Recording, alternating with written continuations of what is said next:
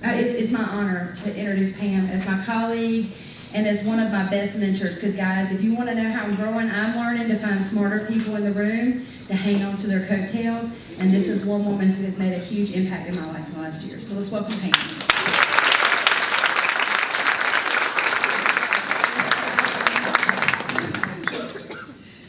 Okay, am I on? Okay, fabulous, fabulous. I've got the water, I've got the tea, and I've got everything I need right here, I think. Okay, thank you, Melissa. I tell you what, it does my heart so good. Not because of she's. Oh, yeah, I'm sorry. can I ride? Just in case, I've always wanted to ride one of these things on the back. I know. And see how that goes. Can we do it? That way, if you don't bump into it. Can you really? Can somebody really stand back here like this? My child does. Okay, all right. I'm just asking. My child, always. I'm not a baby boomer. I'm a millennial. No, I'm teasing. Okay, but anyway, it's just all about reinvesting in other people.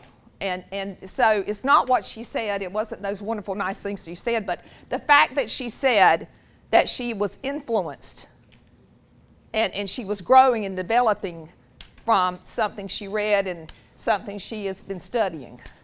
And that's what it's all about. Now, I don't know how in the world I'm supposed to follow Sonia. Can somebody tell me how I'm going to do that today? Oh, my Lordy. She is phenomenal. And I don't know who you're going to have speak next year, but can I have 30 minutes so I can go to dinner with the speaker? We went last night, and it's just amazing to hear her life and what she's done and how she is pouring herself into other organizations, men and women, and making a difference in our world. And I just am so honored. First of all, I'm humbled to follow her, and I'm so honored to know her. And Sonia, you're the best. Thank you so much. Let's give her another. She could she could just go to Fortune 500 companies, but she's here with us, right? That speaks volumes. Okay, so we're going to have a little fun. And I promise you, you're all not going to want to go out and burn your bra when this is over.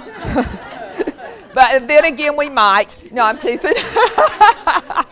But I have to tell you this story, is that when Melissa was talking to me about, we want to do something about inclusiveness and men and women in the workplace and, just looking, how do we work together? How do we, function, this, that, and the other? I said, okay. And I started reflecting, and I said, where is that book? Where is that book? So I went to my bookshelf, and I'm going through the books. There it is. I didn't throw it away. It's still there. And I knew it was somewhere. It was either in a box or there. And lo and behold, I pulled out Hardball for Women. Hardball for Women. Now, I have to tell you, when you look at the pages, they're yellow. That's how long I've had it. Okay? I've had it a little while. And I remember when I got it, I was moving into a VP position, and it took me about 9 months. Then I went to Barnes & Noble, and I started looking. Help! Help!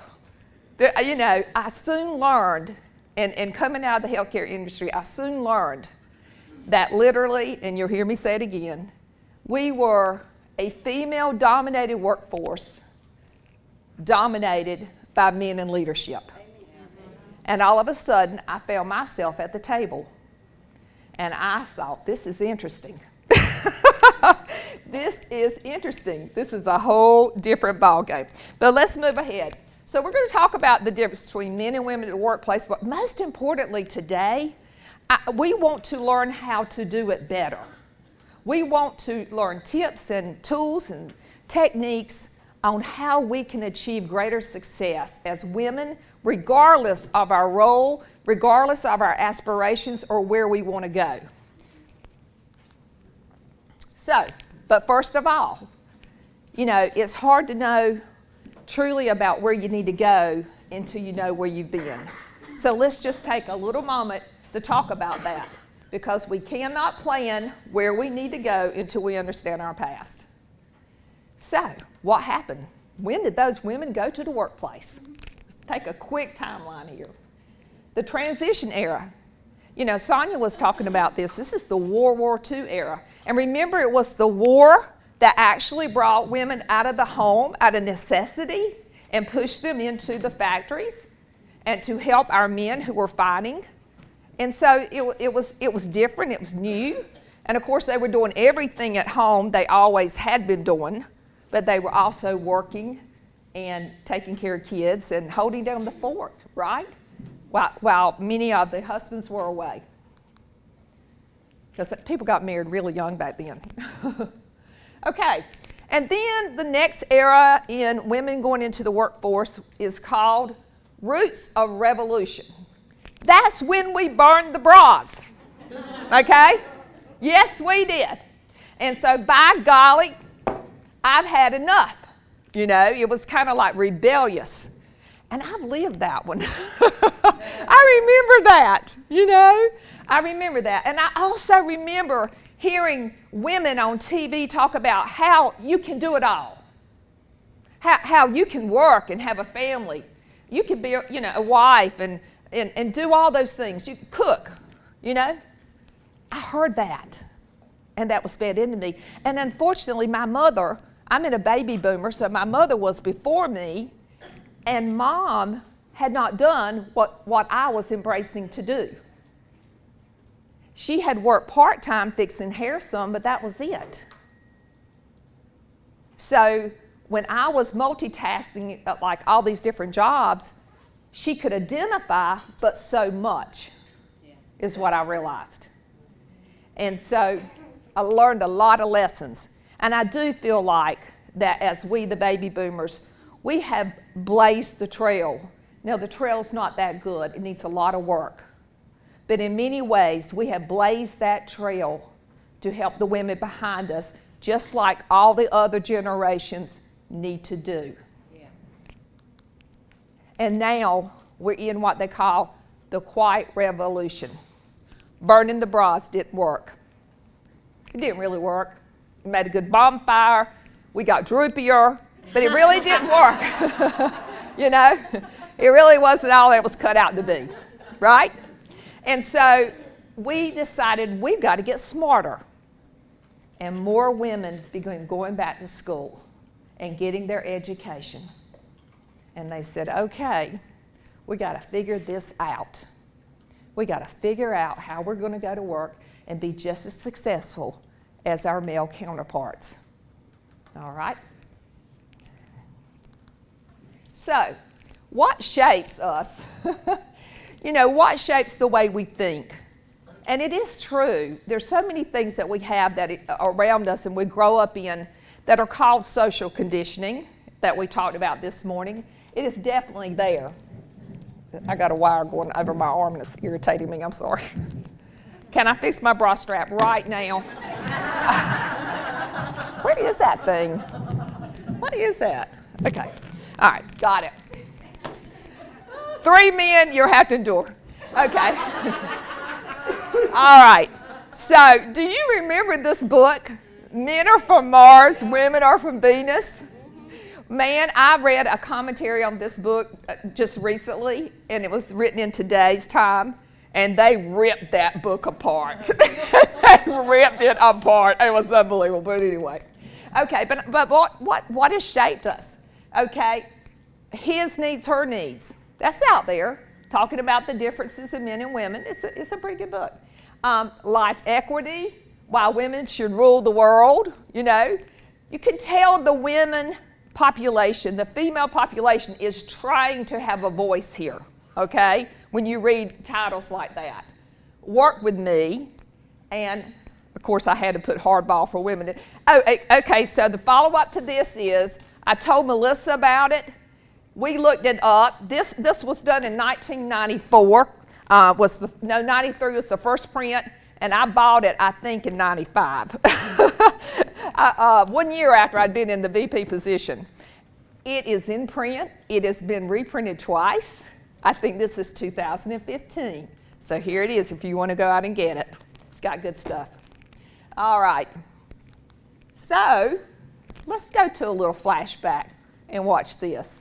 Women in the workplace. Women are everywhere these days. They've proven that they can do any job a man can do. There are women accountants, women policemen, women teachers. Yes, it's safe to say that women are everywhere. And on your commute, under your bed. Even with so many women workers, it seems that there are still some who don't seem to understand the rules. It's probably because the rules are new to them, since they don't play sports. I meant real sports, like football or good basketball. Perhaps if they played sports, they would understand the proper rules of workplace behavior. Here's an example.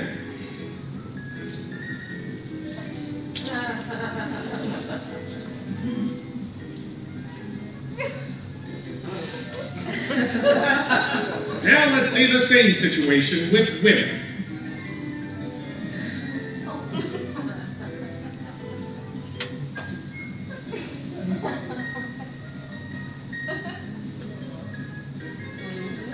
This wouldn't have happened if women understood good sports. Here's an example of inappropriate behavior at the workplace.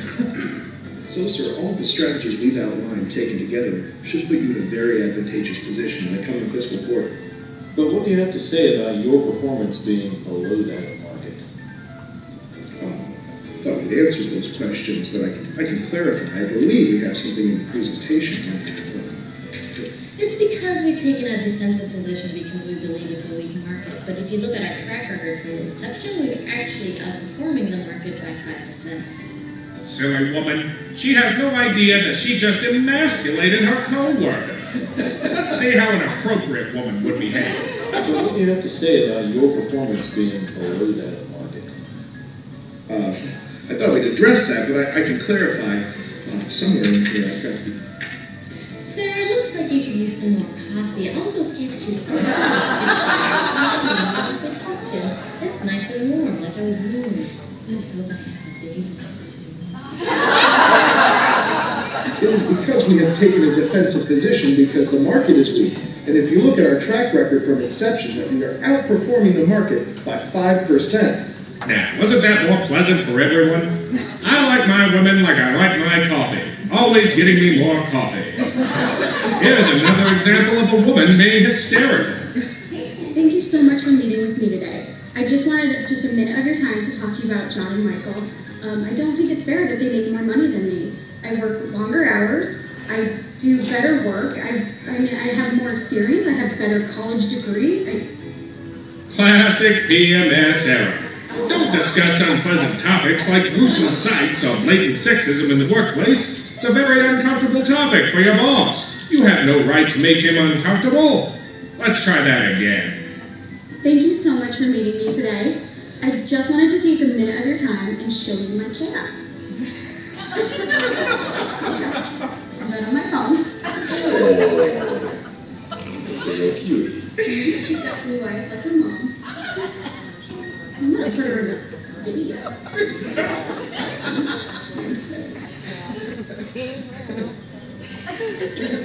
That's better.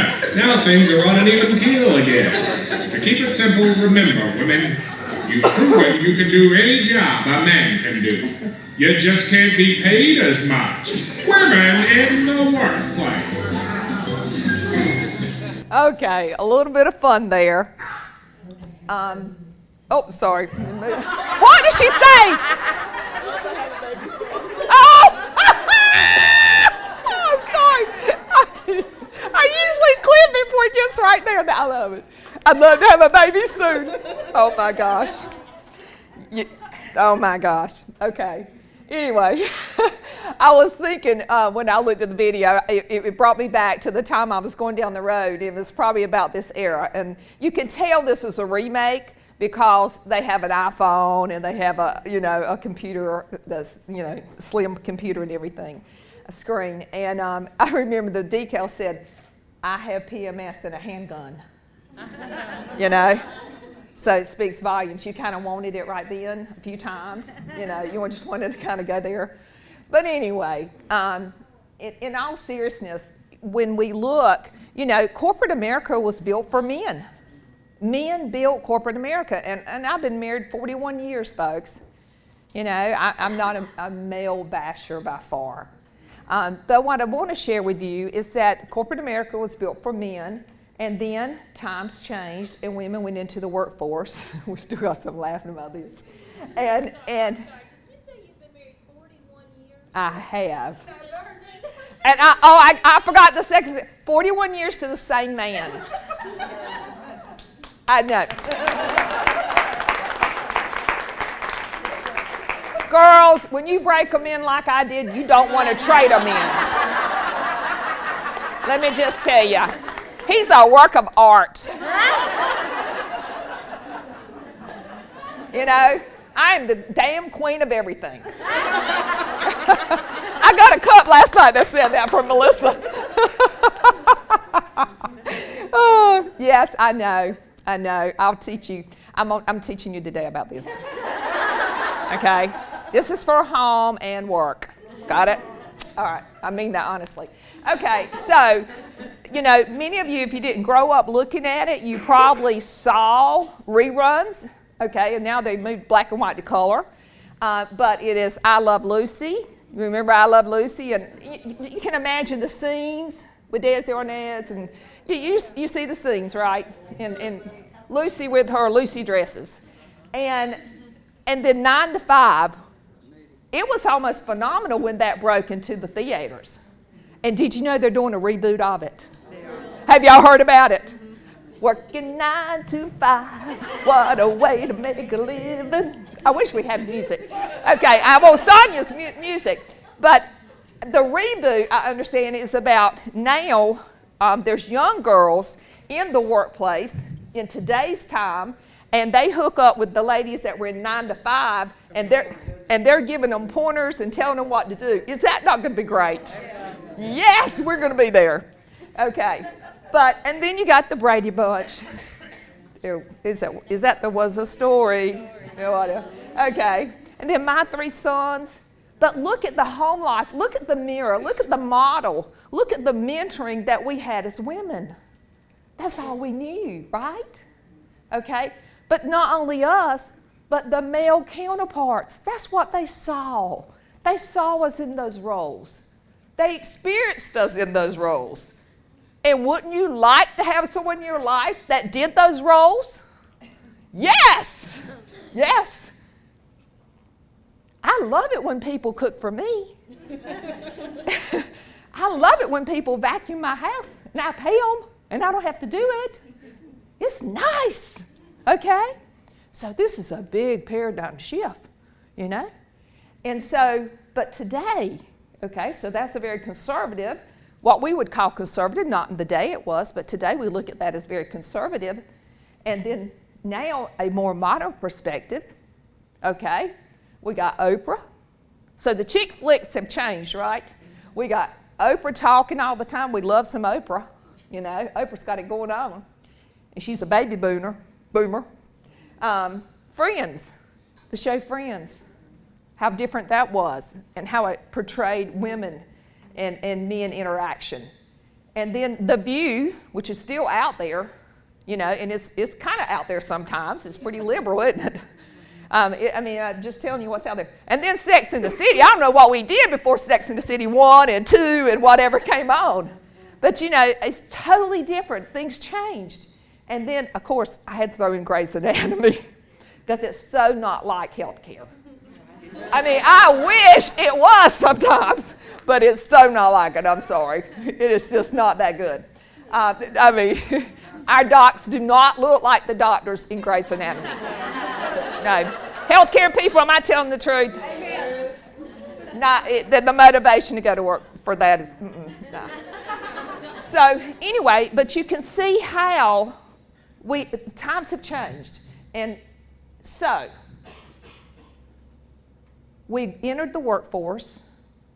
We tried to stand on our own 2 feet and told them we're going to be like you, we're going to burn our bra. And then we try to do it all.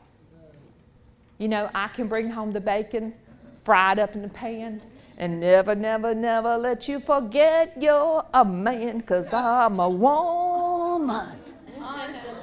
Right? And guess what? The only thing that burned up in the pan was us. Right? Right. We burned in the pan because Superwoman is a fictional cartoon character. So let yourself off the hook. You know what? You're a human being. What man could do what you do?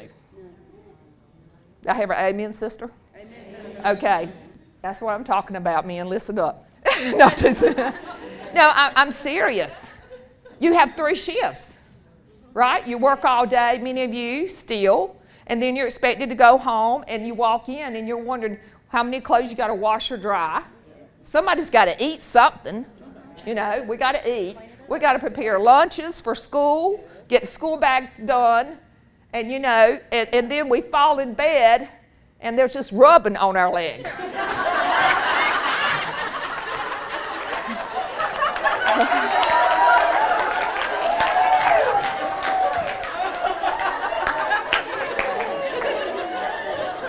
And you do what any red-blooded woman would do. You turn over. And you yawn 3 times. And you put as many pillows between you and the other person in that bed as you possibly can. And you thought, God, please let them go to sleep. Please let them go to sleep.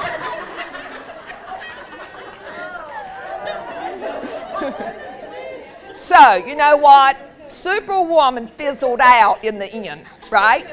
She's fried. She's fried. I remember it. Oh my gosh. You know, you're laughing, you identify.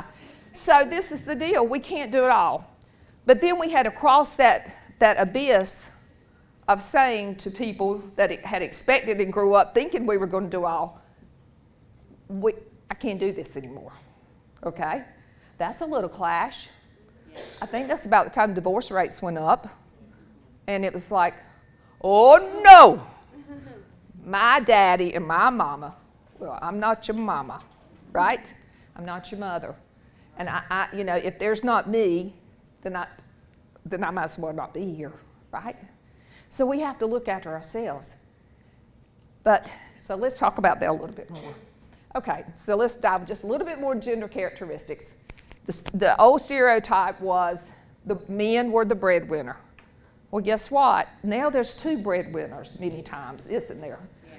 Or sometimes the women could be the more breadwinner, so to speak, the greater income in the home. And men were seen as corporate leaders. And for some reason, they're still seen as corporate leaders. I can't figure it out. I'm sorry, I like them. There are some real good men leaders, but I think women are so much better. Just saying, you know. Anyway, so, and then, you know, we're home leaders. Now, we can lead a home and we can run 3 shifts, but we can't run corporate America. Yeah, I heard that. Okay, so men non-emotional, women are seen as emotional, and men do necessary talk, and we do like to talk. We like conversation, okay? We're going to play that to our advantage. And then men speak up, and we are hesitant in speaking up.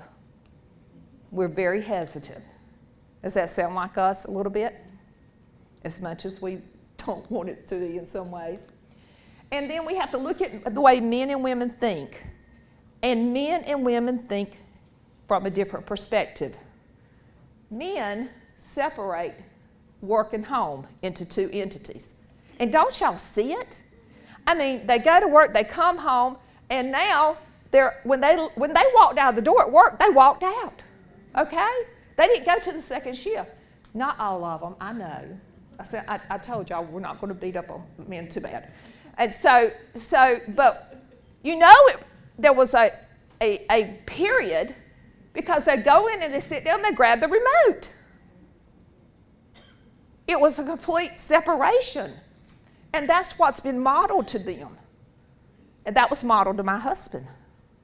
That's what he knew, okay?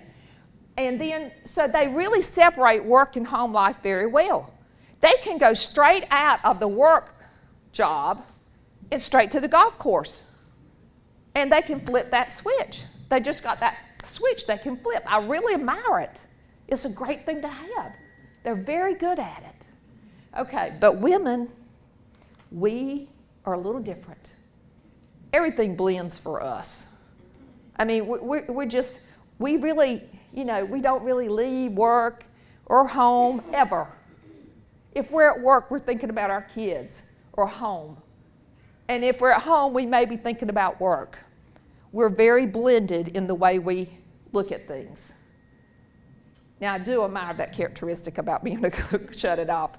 And many times, we have to really challenge ourselves to put our energies in the right places so we don't burn out.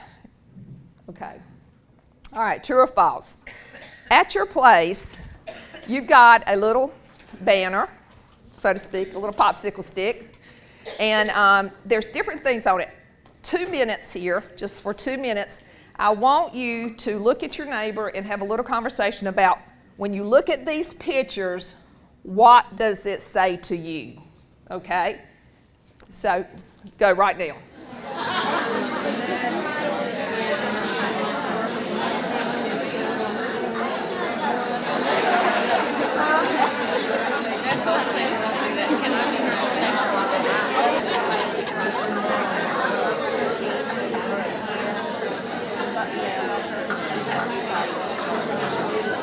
Okay, let's pull back together. Okay, somebody, what'd you get? I'm gonna pick on you. Oh gosh. She was gonna give it to me. Okay, did y'all have a conversation? We did. All right, tell me what you said and show them which one you had. So I have the one with the magazine, the lady, the successful lady on the front, Yes. and then the frazzled lady on the back. So our perspective of this was that this is how she may be perceived on the outside, but this is how she really feels on the inside, maybe. Like, That's right. what else do we say? Yeah, because, yeah, the title says, "Don't hate me because I'm successful." Right. So that kind of conjures up that she may really feel like that lady on the back side. Right. Perfect. That was really good. I love it. Let's give him a hand. That was great. Awesome. Okay, let's have the other one. We've got another one right here. Talk to us about this one. Well, this was actually the scene from Mr. Mom, and then a scene from, Can everybody hear her? It's a scene from Mr. Mom. and then a scene from a very, very older black and white where mom's at home with the kids, dad's going off to work. Mr. Mom is dad's home and mom's going off to work. And our discussion is which one was really truly happy, or were either? Good point. Good point. She said of the picture, and I don't know if everybody could see it at the tables because they're all mixed in, but of the picture of the dad, the mom waving to the dad going off to work, and then vice versa. She said they were really wondering which was really the happiest of time. That's interesting, isn't it? All right. So thank you for that participation. And if we had time, I'd love to hear what you have to say. Okay, so let's talk about blind spots. And we're going to do another interactive thing here. I'm going to read these statements, and if you think it's true, hold up your true side. If you think it's false, hold up the false side, okay? All right. So, women are leaving their companies at higher rates than men. That's false. And the most of the room was true. Well, there's quite a few false right there. I got a little cohort. All right, that's good. Isn't that amazing?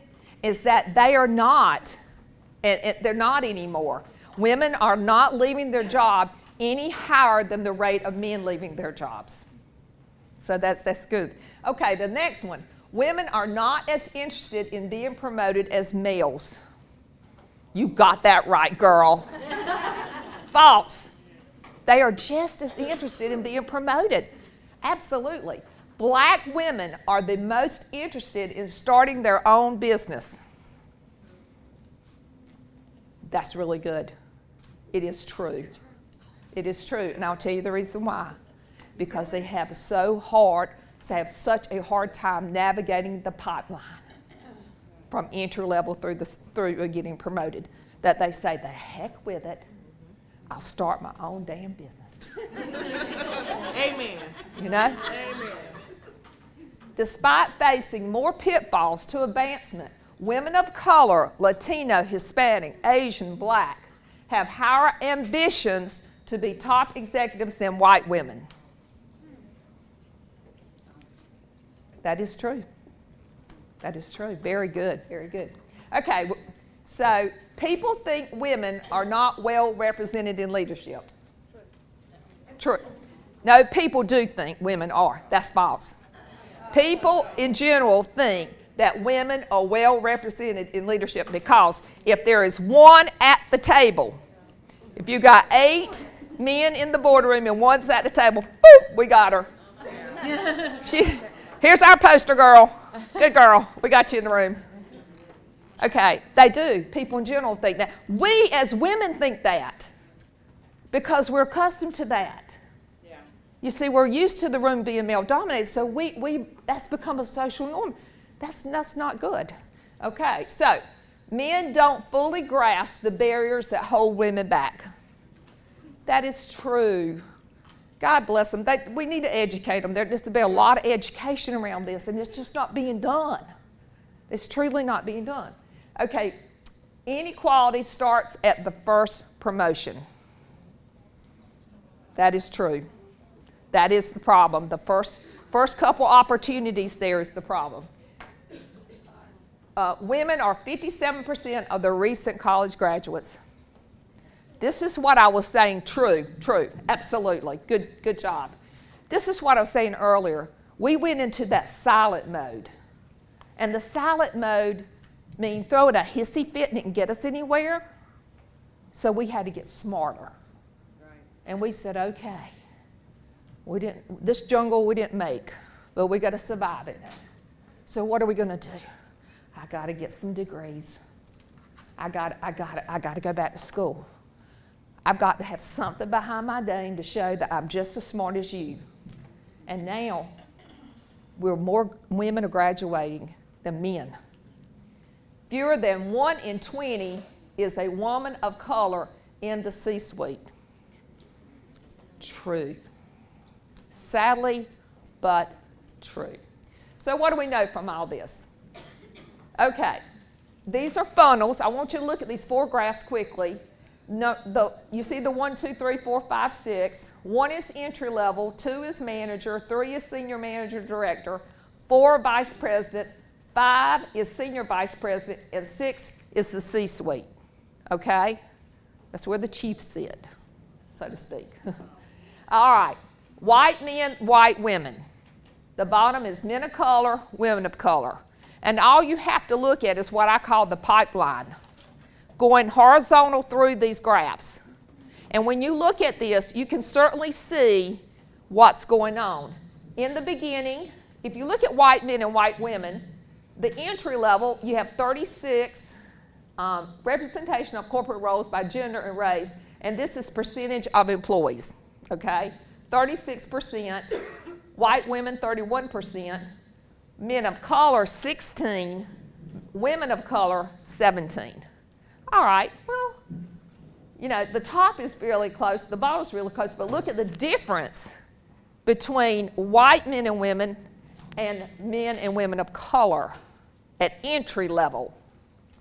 That's why the black woman says, forget that, I'll go on my own. Okay, number 2, the second entry is your manager, and then you see men move into management positions a lot more, and then the women begin to go down. White women. Men of color, 16, women of color, 17, dropped to 11. And then the rest of it is history. And I really believe in my heart, it is a whole lot of a lack of education in corporate America. We're not studying and looking at this as much as we should. And we're not talking about it as much in the boardrooms as we should. But that's today, folks. That's now. Okay? So, take away, the bar for gender equality is too low. We still got a problem. We have a problem. Women hit the glass ceiling early. Yeah. We hit it early. We got to get past level 1 and 2. We got to figure out how to break that and move on. Women get less support for advancing careers. So corporate America, what are we doing? What are we doing about this? Women are less optimistic they can reach the top. That breaks my heart. Because we could be having self-limiting beliefs, right?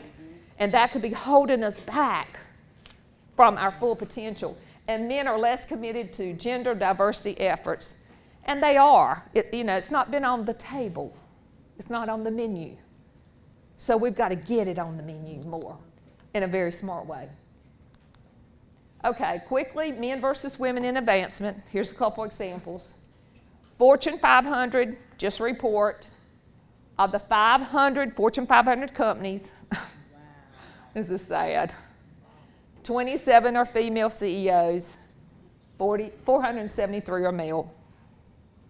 And we see that when you get some of the magazines, you look at that and you're like, what do? You do like I do. You're trying to find that woman, aren't you? You are trying to find that woman who did it. Where is she?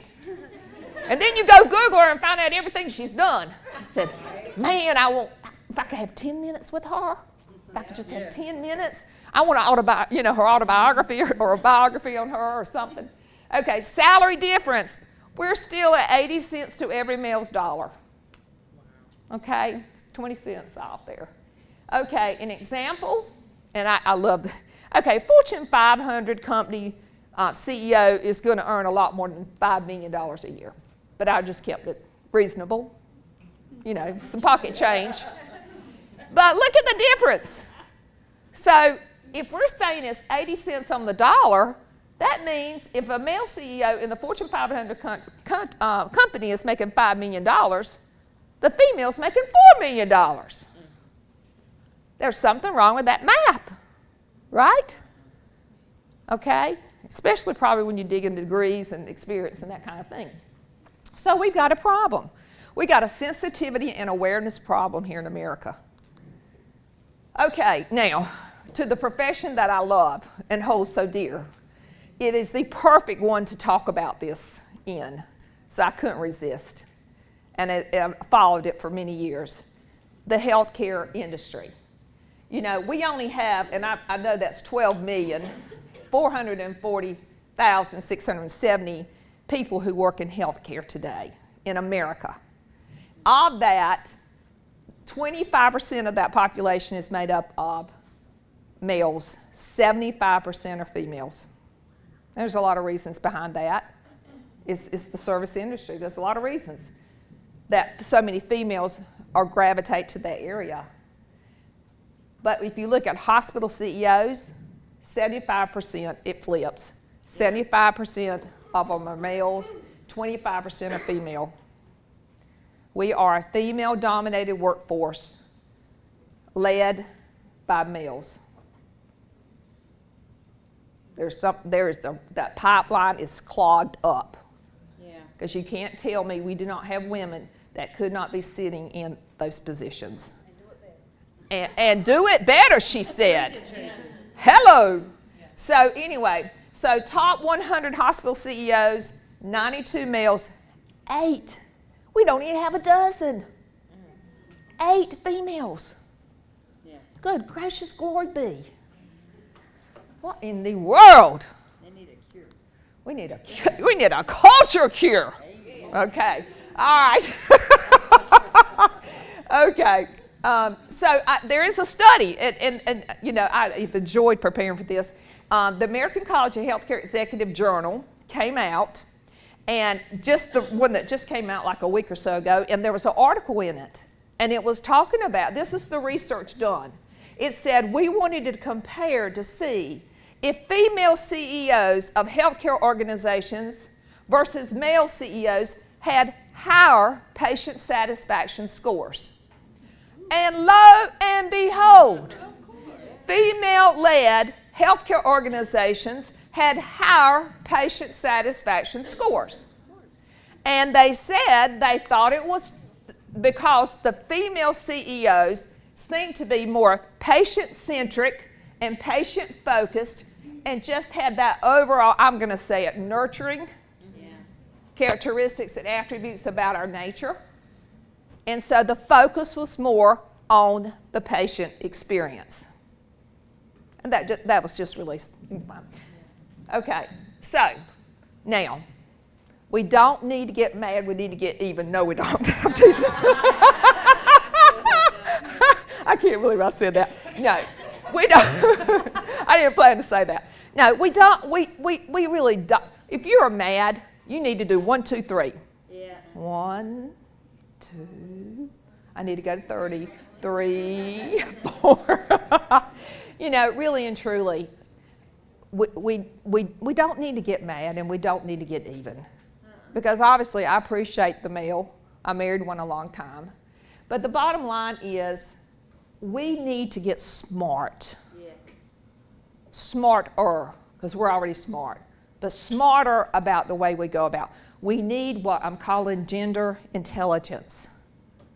We need to get smart and knowledgeable about it. And we need to be sensitive to our difference as men and female. We need to be sensitive to that. And the bottom line, we need to appreciate our differences.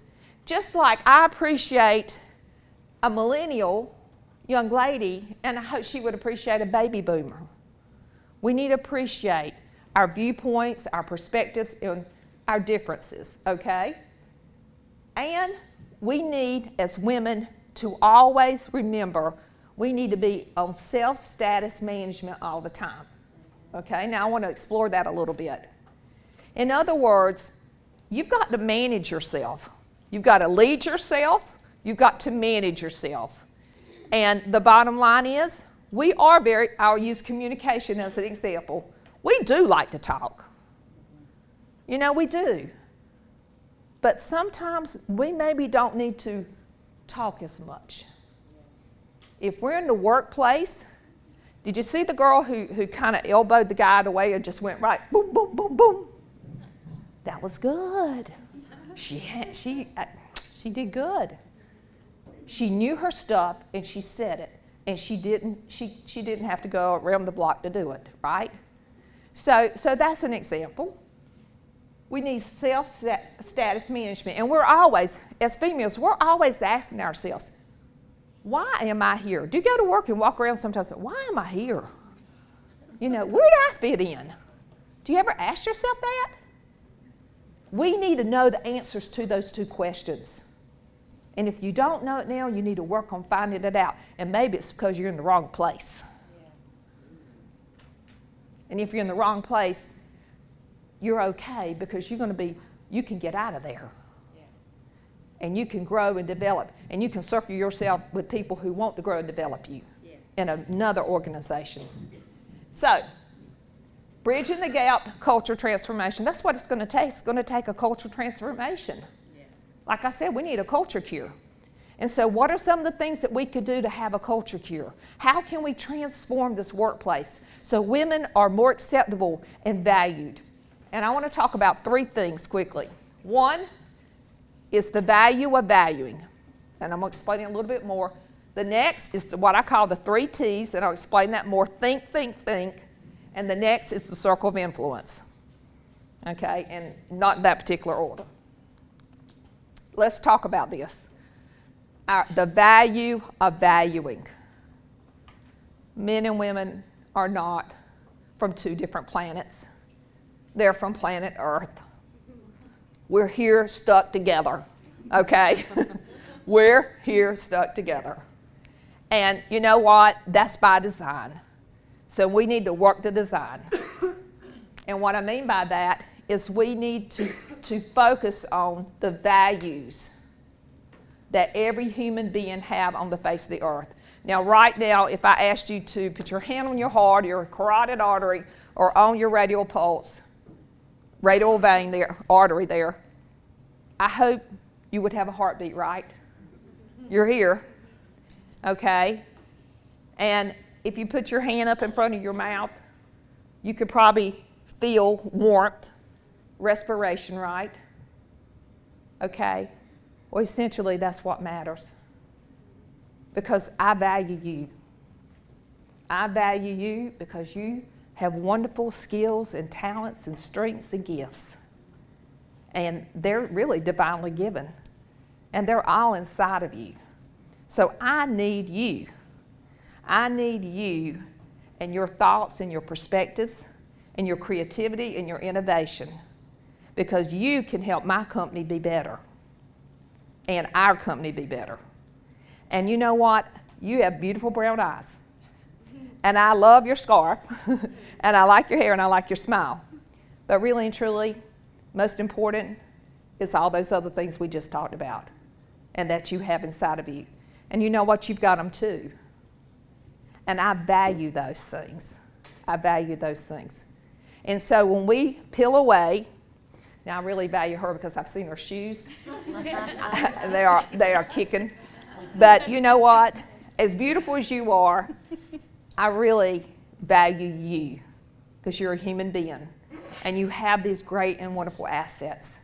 And you know, we are great together, right? We are better together. And then for the male in the room, I would go to him and say the same thing. Okay? I value you. I value everything you bring to the table because I know that you have a lot of gifts and talents and skills. And I know that we can put our head together and we can come up with some wonderful ideas. Let's do it. He's ready. He's ready. And you know what? That's how it should be. But we let everything else in the world get in our way, don't we? We let age and sex and race, ethnicity, language, everything gets in our way of valuing human beings.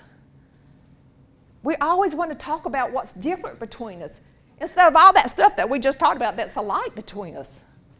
And so that is what I say is the value of value. And I do talk about it in my book. And it's a core value in my organization at Conway Health, in our organization. And that's exactly what I said is what I said to orientation. In orientation, when new employees come in, and I look at them, and they look at me like, that's true. Nothing of any significance was ever accomplished alone. It takes people. It takes people. All right. So the value of valuing. We need to create a culture that is the value of valuing in our workplaces. And there's tips on how to do that. If you start a meeting, why don't you take the first few minutes and say, let's do some valuing. And give people the floor to say anything they want to say about anybody in the organization. You know, I want to thank David the other day in IT. My computer crashed, and I thought I was going to go crazy. I thought I lost everything, and he came in there and fixed it. And I just want to value David this morning. We've got to get in the habit of valuing. And I want to value. CEO says, I want to value Sharon Smith. She did a killer proposal. And Sharon, we just thank you for your commitment to the organization and what you bring to the table. See, it goes all the way around. We need to do more valuing. We need to get away from thinking about all those little things that differentiate us and what is alike among us. Okay. Circle of influence. This is very important, ladies. You want to succeed in your workplace. You want to move up. You want to do well.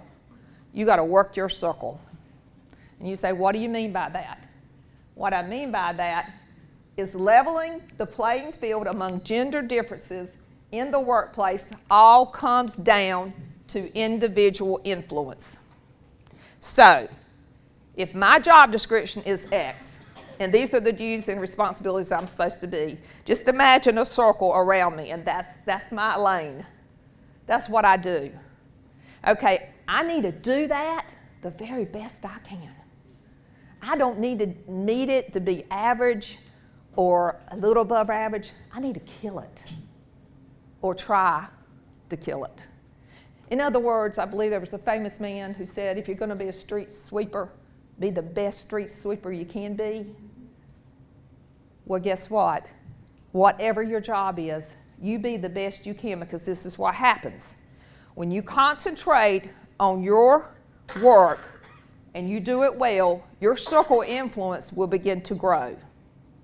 And people will look and notice you, and they'll say, have you seen so-and-so? Man, they are so good. They're dependable, they're reliable, they do excellent work. It's always on time. They're so innovative and creative.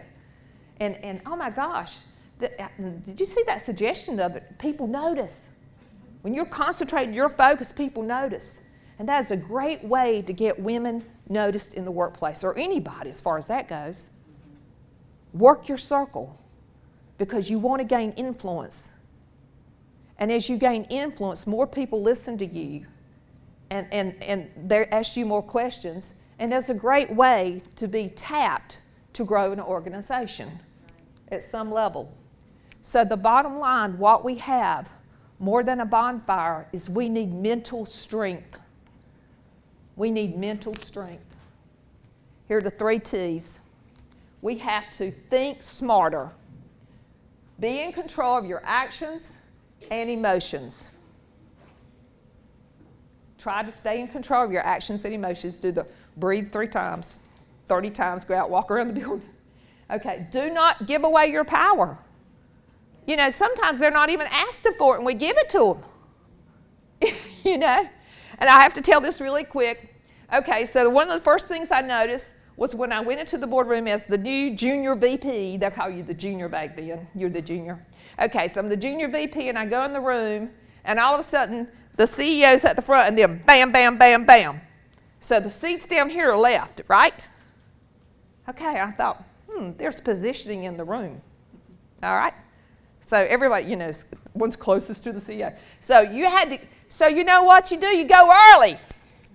You go early, and you walk in and say, I've been here 30 minutes doing some work, but you're sitting right beside the CEO. How are you doing today? I'm doing good. Yes, everything's great. And another thing I learned, and I got this actually out of the book. So I'd go in there with my little portfolio, and I'd go in there, and I'd be just like,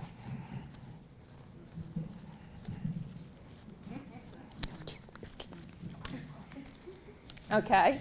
And I'd sit down and I'd put it right in front of me, pen in hand, ready to write. And now, to this day, when I go in there, and after I learned better, by doing a lot of reading from good women who took time to write, I go in there, I have my portfolio, usually have a laptop, but back then I'd have my things, I'd have my water bottle if I needed or whatever.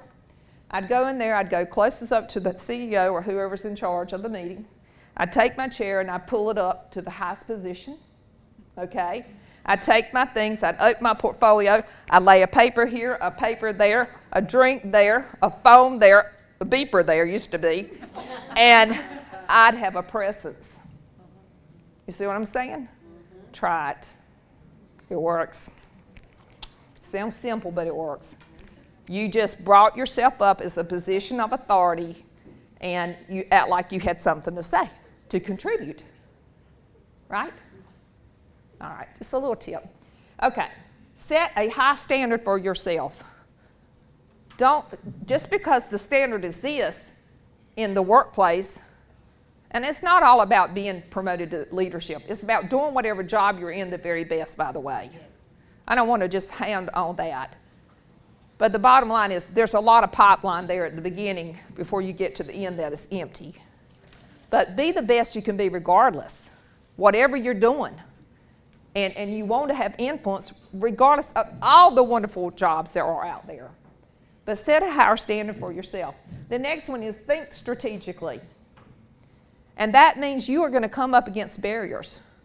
And when you're up against those barriers, you can't just hightail and run. You're smarter than that. There is an answer to that barrier somewhere. Amen. There is an answer. Don't throw in the towel. You either need to go around it, under it. You might have to dig a hole, a tunnel. You might have to get a glider and fly over it. I don't know. But there is an answer. You work and do your homework and find the answer. Embrace change and transformation. You can't grow in your organization, in the workforce, if you're not willing to grow and be flexible. You have to embrace innovation, creativity, and doing things differently. And that left to creativity and innovation. And think critically. It's all about outthinking everybody else. We have to critically think, and as adult learners, what I have found out in working with a lot of colleagues through a lot of years is those skills have not really been taught well. Right. And it didn't matter if they came from a 4-year or master's degree program, critical thinking skills were missing. And so actually I've given you a critical thinking decision tool that's basically what we use in the organization. And when somebody's thinking about doing something, they have to answer these questions. So here's a little, in your personal life, your professional life, or whatever, you can adapt this. But you need to critically think and process and do your homework and do your research. And when you speak, you will speak with authority and not random words. Okay. All right. Be true to your DNA. Women have the skills, talents, and intelligence to succeed in corporate America. I'm going to read the whole thing. Most important measurement that you have is located between your ears. Amen. And the hourglass is up there for a reason. Y'all get it? Yeah. All right. It's not the measurement up here. It's not the measurement down there. It's not the measurement right here. It is what is right up there. It is what's right. This right here is your weapon. You can use the others if you want diamonds, but just had to say that. And that's, we know do that because we're smart.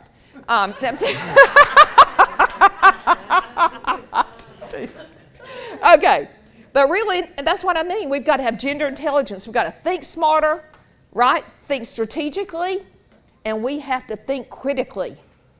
And that is how we succeed as women in the workforce.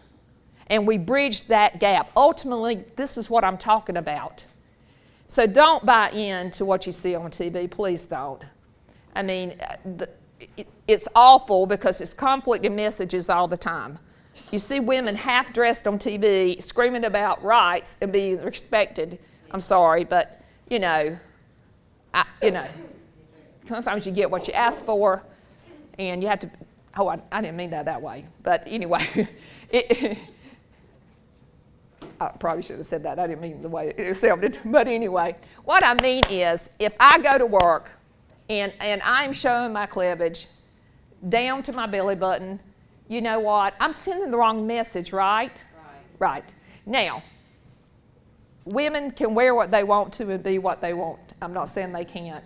But I'm just saying, get people thinking about how smart you are and your intelligence and what you can bring to the table, because that other is just stuff. Right. All right? So we'll save it for the diamonds at home. Just teasing. Okay. All right. So what's missing here, and I'm going to wrap this up, is that what we need more in America is we need to be big sisters. We hear about big brothers. We need to be big sisters. We need a mentor. I love the fact that there are some young people here. There's a lot of millennials here. I love this. They need to hear this. I wish somebody had said this to me when I was searching years ago. And then we need to have corporate America to understand that leadership development opportunities have to be not only outside our organization, people going to get their master's degree or a PhD or whatever, but we have to do things inside our organization to help women grow and develop. Networking is what we're doing today is a way to grow and develop. It is definitely that. And I advise to get on as many community boards you can, because you learn so much when you're out there on civic community boards. It's really so helpful. We need comprehensive corporate plans. If you work in talent management or HR or you have any influence, look and see what your policies say. Are they inclusive? Do they allow growth and diversity? That needs to be there. There are laws that protect us, but we need it in day to day. We don't need for something to happen. We need it in day to day. We need to be proactive. And we need to have leadership that gets this, that is very sensitive and aware of where women are in the workforce. And the core values, we need strong core values as we relate to succession planning, a growth culture, and also I threw it out there, women's scholarship, which what we saw today. We've got, so many in this room said that their number one inspiration in their life, the woman who was their mentor, their model was their mother. Okay? And that is so true. And so we need to be a mother and help others come up. And so actually I have a I'm going to tell you, I have a Women in Leadership Scholarship endowment right here at Johnston Community College. Because when I was having hardball lessons, I realized, holy cow, I wasn't prepared for this. I didn't care if you did have 2 master's degrees. Nobody prepared me for this. And so, you know what? We need to help prepare the next generations. We need to do all we can. So, and let's don't hate the women who are successful. Let's applaud them and clap for them and hoorah, and let's pick their brains. Let's find out learn from each other and grow. If you want the references, they're there. We maybe don't have time for question and answer, but I want to close with here's the fact. You just need to celebrate you. Because like Sonia said, and I say, you are enough. You got it. So thank you for allowing me to be with you and serving you today.